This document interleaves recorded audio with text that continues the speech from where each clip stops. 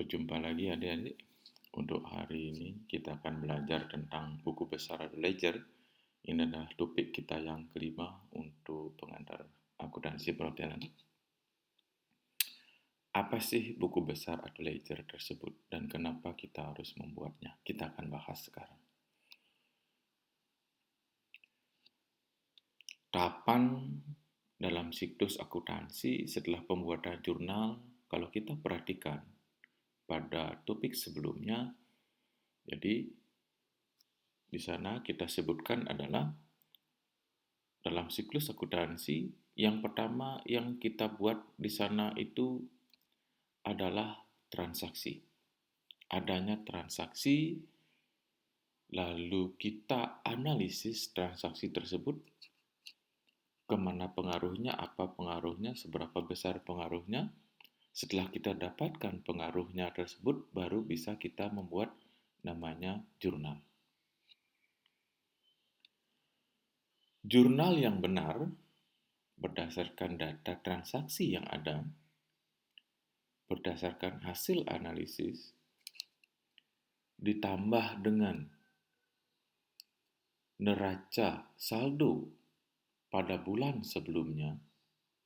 Ingat ya, ada jurnal ditambah dengan neraca saldo pada bulan sebelumnya. Maka selanjutnya kita akan bisa membuat buku besar. Jadi di sini maksudnya adalah buku besar baru akan bisa dibuat apabila kita memiliki data jurnal dan atau neraca saldo. Maksudnya di sini adalah dalam membuat buku besar kita bisa menggunakan data jurnal saja apabila neraca saldo tidak ada.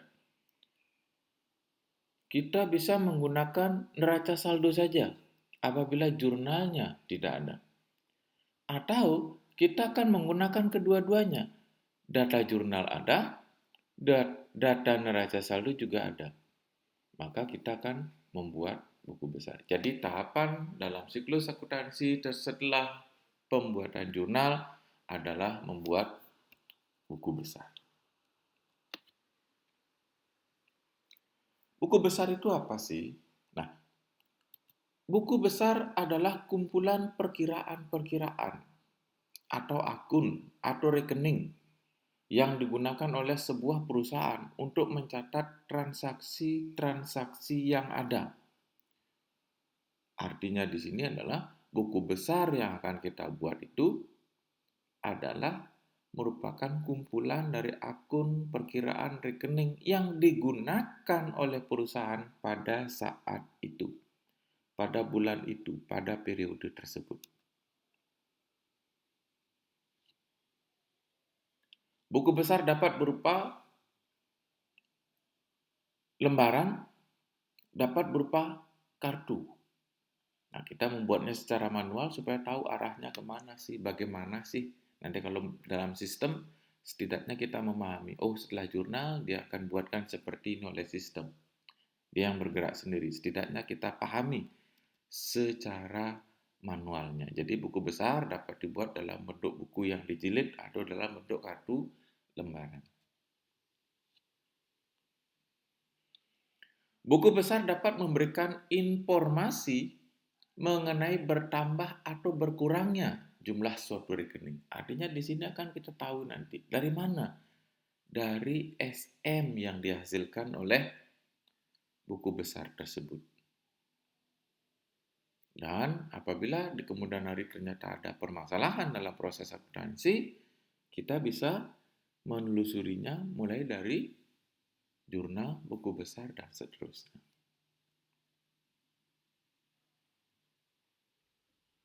Nah, jenis-jenis buku besar.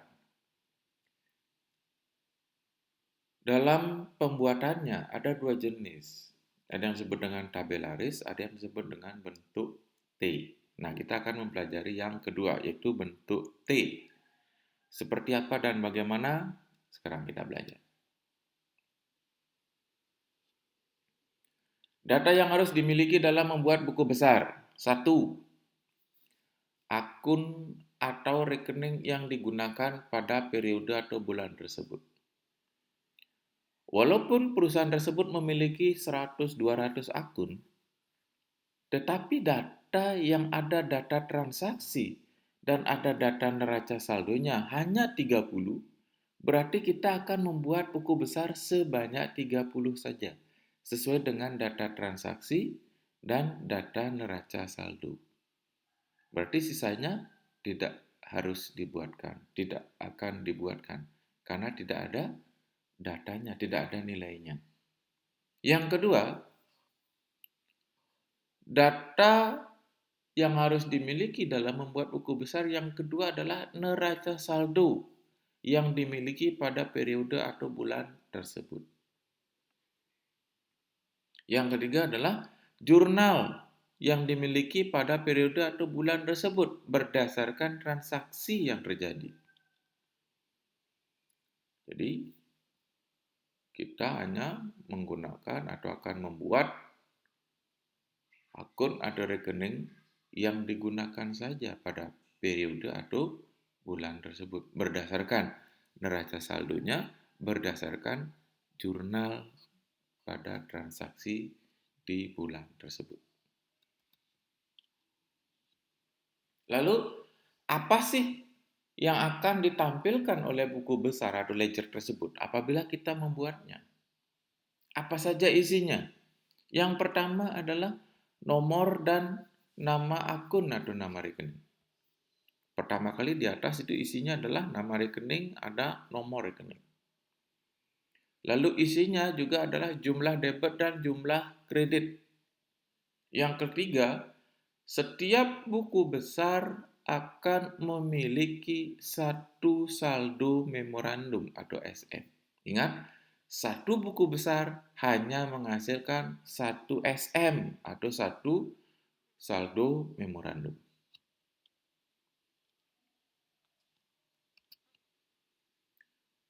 Tadi disebutkan SM atau saldo memorandum. Bagaimana cara mencarinya? Sederhana sekali. Seperti saya jelaskan tadi bahwa satu buku besar akan menghasilkan satu saldo memorandum. Yang kedua, SM buku besar atau saldo memorandum buku besar, tempatnya bisa di debit, bisa di kredit. Tergantung dari buku besar yang kita buat termasuk ke dalam kelompok rekening apa. Ingat kita belajar 5 kelompok rekening. SM debit adalah untuk kelompok aktiva dan beban. Jadi semua akun aktiva dan beban, SM buku besarnya harus ditempatkan di debit. Kecuali nanti ada untuk penyusutan amortisasi, akumulasi penyusutan, ya nanti akan berbeda. Nanti kita pelajari. Yang berikutnya, SM kredit adalah untuk kelompok utang, modal, dan pendapatan. Lalu bagaimana caranya mencari SM? Jadi gampang sekali. Kalau SM debit adalah untuk kelompok aktiva dan beban, caranya mencari adalah jumlah debit dikurangi jumlah kredit. Jadi masing-masing buku besar nanti akan ada jumlah di debit, ada jumlah di kredit. Kita jumlahkan debitnya berapa, kreditnya berapa. Kalau dia termasuk kelompok aktiva dan beban, maka dia pasti SM-nya debit. Maka SM kita tempatkan di debit dan cara mencari angkanya adalah jumlah debit dikurangi jumlah kredit. Begitu juga sebaliknya apabila dia SM kredit. Ya, kalau SM kredit berarti dia ada termasuk kelompok utang, modal, pendapatan. Caranya mencari adalah jumlah kredit dikurangi jumlah debit. Bagaimana caranya kita memastikan dia kelompok aktiva kah, utang kah, modal kah, pendapatan, beban? Nah, caranya mengetahui secara gampang adalah setiap akun yang berkepala 1, ya, diawali dengan angka 1, berarti dia adalah kelompok aktiva. Kalau dia berkepala 2, dia termasuk kelompok utang. berkepala 3 kelompok modal, berkepala 4 kelompok pendapatan, berkepala 5, 6, 7, 8 adalah kelompok beban. Kalau dia kita lihat sudah 10, ini berarti 111 kas, berarti aktiva. Kenapa? Karena berkepala 1. 211 utang, berarti dia kelompok utang. 311 berarti kelompok modal berkepala 3. 410 berarti dia kelompok pendapatan dan seterusnya. Nah, buku besar bentuk T, caranya membuat akan seperti ini nanti. Tampilannya ada seperti ini. Ada nama akun atau nama rekening, nomor akunnya atau nomor rekeningnya di atas, dan buku besar itu dibagi dua. Ada debit, ini yang berwarna kuning adalah debit, dari tanggal, keterangan, referensi jumlah, dan kreditnya adalah tanggal, keterangan, referensi jumlah juga. Jadi sama, baik debit, kredit, kolomnya sama. Lalu apa yang harus diisi? Oke. Nama akun adalah judul buku besar. Apa misalnya? Kas. Lalu kalau kita perhatikan di daftar nama akun atau nama rekening, kas itu nomor akunnya berapa? Kita lihat di sana. Oh, ternyata 111. Kita tulis. Berarti nama akunnya kita tulis kas, nomor akunnya kita tulis 111. Lalu ada debit, ada kredit. Isian debit dan kredit itu sama. Ya, jadi perhatikan. Pada kolom debit maupun kolom kredit, di sana ada tanggal. Tanggal di sini fungsinya adalah kita menulis tanggal transaksi atau tanggal jurnal. Terdiri dari tahun, bulan, dan tanggal. Jadi tahunnya 2020, bulannya misalnya Januari, tanggalnya sesuaikan dengan tanggal transaksi atau jurnal. Apabila kita mengambilnya dari neraca saldo, pastikan tanggalnya dimulai dari angka 1 atau tanggal 1. Lanjut adalah keterangan. Yang dimasukkan di kolom keterangan, baik debit maupun kredit, adalah data apabila datanya diambil dari neraca saldo. Ya, apabila data tersebut kita ambil dari neraca saldo, maka yang ditulis di keterangan adalah saldo. Maka yang ditulis di keterangan adalah saldo.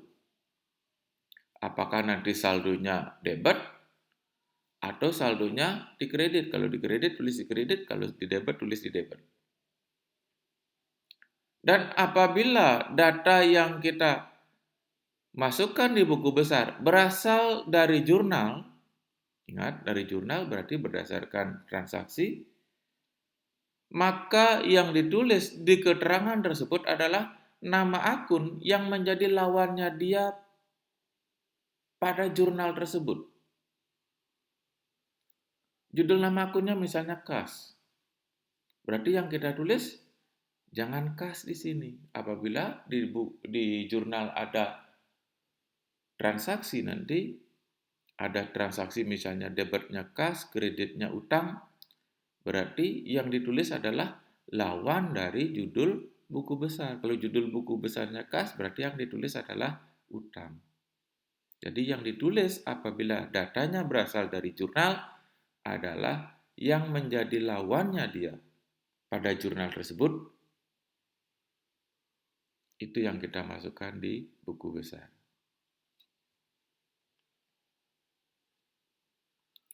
Kalau kas misalnya dalam jurnal tempatnya di debit, kita tulis di debit. Kalau kasnya dalam jurnal tempatnya di kredit, kita tulis di kredit. Tetapi yang ditulis adalah yang menjadi lawannya. Baik, itu dulu. Nah, sebelum kita memulai, ingat dalam membuat buku besar, pastikan kita membuatnya berurutan. Ya, kita membuatnya berurutan. Dari Nomor akun yang paling kecil kita buat dulu, baru ke nomor akun yang paling besar sampai selesai. Nah, yang masuk di referensi, ya ada ref di sini. Apabila kita mengambil datanya dari jurnal, yang kita masukkan nanti adalah nomor jurnal. Ingat tadi ada nomor jurnal. Yang mana sih nomor jurnal? Ya, ada di sana. Misalnya kalau dia bulan Januari berarti 1 Romawi titik 1, 1 Romawi titik 2. Kalau dia bulan September berarti 9 Romawi titik 1 dan seterusnya. Itu nomor jurnal. Apabila kita mengambil datanya dari jurnal, maka yang ditulis di referensinya ini, ref-nya ini adalah nomor jurnal. Tapi kalau datanya kita ambil dari neraca saldo, maka yang ditulis di ref ini adalah berasal dari bulan dan tahun berapa neraca saldo tersebut. Misalnya Agustus 2019, maka yang ditulis adalah 8 Romawi titik 2019. Atau berasal dari Januari 2010, berarti yang ditulis adalah 1 Romawi titik 2010. Itu yang di ref. Jumlahnya yang ditulis di kolom jumlah adalah sejumlah nilai dari buku besar tersebut. Berapa nilainya di neraca saldo? Misalnya kas nilainya 1 juta, kita tulis 1 juta. Misalnya dalam jurnal nilai kas adalah 75.000, kita tulis 75.000, baik itu di debit maupun di kredit. Nah, ingat tonton sampai selesai semua video dari saya, pastikan memahami. Kalau tidak paham, adik-adik bisa WA saya, chat saya, ya. Langsung saja ke nomor saya, di chat, di WA, kita bisa diskusi. Nah, setelah video ini, nanti akan saya keluarkan video bagaimana praktiknya kita membuat sebuah buku besar. Baik, terima kasih banyak. Kita belajar lagi membuat buku besar secara praktiknya.